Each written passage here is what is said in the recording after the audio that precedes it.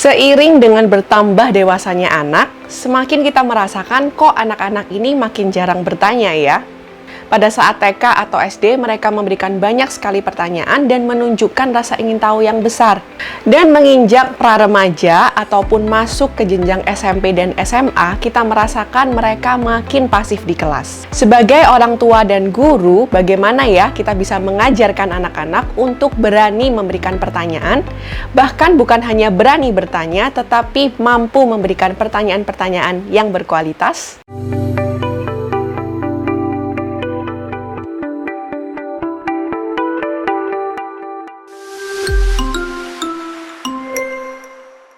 Halo semuanya, kembali bersama saya Amelia Febriani dari Ruang Edukator. Kami percaya pendidikan yang terbaik adalah pendidikan yang transformatif dan bukan saja pendidikan yang informatif. Dan buat teman-teman yang baru mampir ke channel Ruang Edukator, please consider to subscribe, siapa tahu konten kita bermanfaat buat kelas teman-teman. Langsung aja ke soal pertanyaan. Sebenarnya pada saat anak bertanya, di dalam otak mereka tercipta sebuah neuron yang baru. Anak bertanya bukan berarti mereka tidak memperhatikan. Saat anak bertanya, sebenarnya anak-anak ingin memahami informasi dengan lebih baik lagi. Oleh karena itu, para orang tua dan guru jangan pernah menganggap remeh pertanyaan yang dilemparkan kepada anak-anak, tetapi justru lihat itu sebagai kesempatan untuk belajar. Berikut adalah 3 cara yang kita bisa lakukan sejak dini agar anak-anak tumbuh kepercayaan dirinya dalam bertanya. Yang pertama, dengarkan dan hargai pertanyaan anak. Tidak ada pertanyaan yang terlalu sepele atau pertanyaan yang bodoh. Apabila anak bertanya kepada Anda, artinya mereka memang membutuhkan informasi. Jangan pernah menganggap remeh pertanyaan yang mereka berikan. Apalagi menunjukkan sikap terganggu. Sikap kita pada saat anak bertanya akan menentukan apakah anak-anak merasa nyaman dan merasa aman saat melemparkan pertanyaan. Sehingga pada akhirnya mereka memutuskan apakah mereka mau bertanya lagi atau tidak. Dan apabila Anda menemukan pertanyaan mereka adalah pertanyaan dengan kualitas yang bagus, jangan lupa untuk apresiasi keberanian dan kualitas pertanyaan mereka. Cara yang kedua adalah ajar mereka untuk bertanya. Terkadang kita harus membantu dan melatih mereka untuk mereka berani bertanya.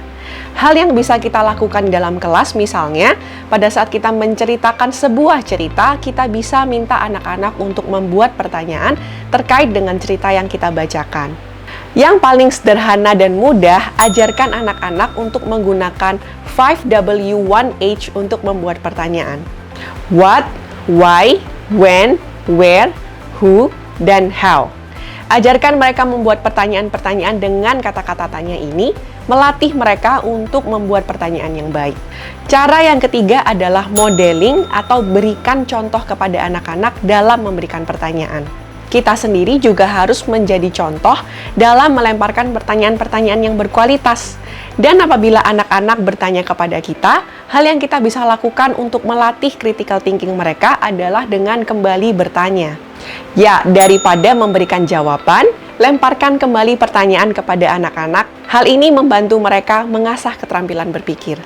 Selain menghargai, mengajarkan, dan memberikan contoh kepada anak-anak, ajar juga anak-anak untuk bertanya dengan sopan. Ajarkan mereka untuk minta izin terlebih dahulu sebelum bertanya, tidak memotong pembicaraan, dan menggunakan kalimat tanya yang baik dan sopan.